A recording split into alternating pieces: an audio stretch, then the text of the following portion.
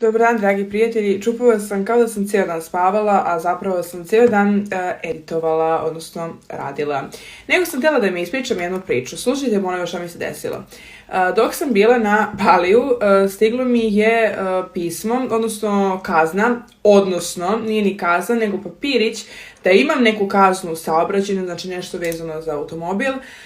Međutim, da nisam bila na adresi, nisu mogli da mi isporuče. I kao 15 dana od tad čeka vas ta kazna u pošti. Međutim, ja sam to sve vreme bila na Baliju i prošlo je tih 15 dana i prošao je rok dok je to bilo u pošti, to se vratilo pošiljavcu.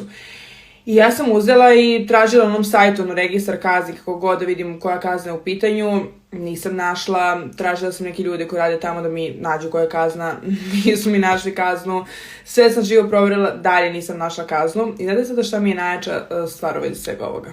I sada da ne ispadne, ja sad ovdje pravim neki previše pošten građanin koji jedva čeka da plati svoju kaznu i zbog toga toliko traži svoju kaznu. Mislim, generalno uvijek platim svaku kaznu, ali zbog čega je toliko insistiram da nađem, zato što vi ukoliko ne platite bukvalno kaznu za parking, da ni lupam koje košta 1000 dinara, vas mogu da zaustave na aerodromu i da vam spriječe izlazak iz države, jel te?